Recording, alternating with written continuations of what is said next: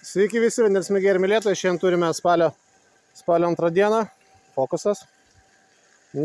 Spalio 2 dieną atvažiavome į objektą be 28 ryte. Vanduo paleistas kaip 10 minučių, dabar be 5:12. Ir objektas būtų Elektrėnų šilto kanalo sodai, sodų bendrija Klevas, bet matosi dar mūsų paskutinis Elektrėnų kaminas. Ir dabar apie gręžinuką. Bendras gręžinio gilis gavosi lygiai 20,5 metro. Tai čia šitose sodose jau 9 jau yra gręžinys padarytas. Tai šitam baltam namukui pavasarį gręžimas gavosi 20,5 metro, po to arčiau elektrinės po 25, po 23 metrus gaunasi, po 20 metrų, toks vidurkis, taip 20-21 metras maždaug.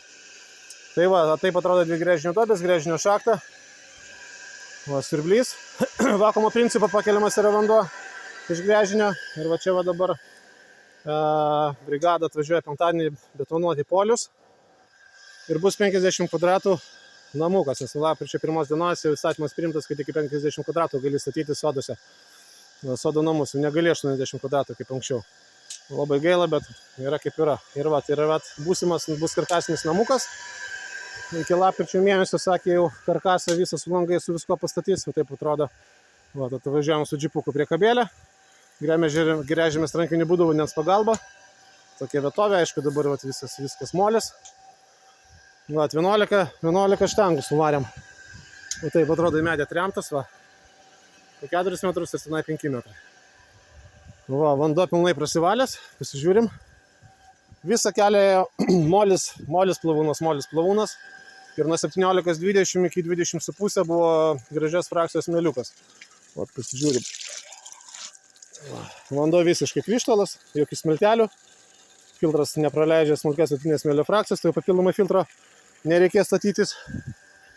Jau sutaupo ir ant filtro, ant giluminio siurblio. Visko, tas kaimynas. O kiek sakėt kaimynas pasidaręs metrų? 33,8. O kaimynas pasidaręs artezinį gręžinį, 38 metrai. Ir vandens kokybė ta pati, vis tiek čia porą kartų geležies normą viršė. Šitose visose sodose. Ar senusios Kitaviškės, ar naujosios Kitaviškės yra lygiai viskas tas pats. Kokybė ta pati yra. Taip pat. Ir čia bus, šitam kampe bus katilinė. Kairėje pusėje bus tūlikas, o čia bus katilinė.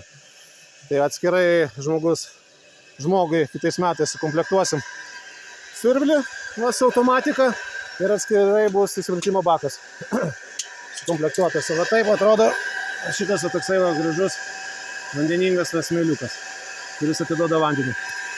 Ir daug kas klausia, kaip gali hidroforas iš 20 metrų paimti vandenį. Tai paprastas atsakymas, vandens statinis lygis sukyla 7,80 nuo žemės paviršiaus.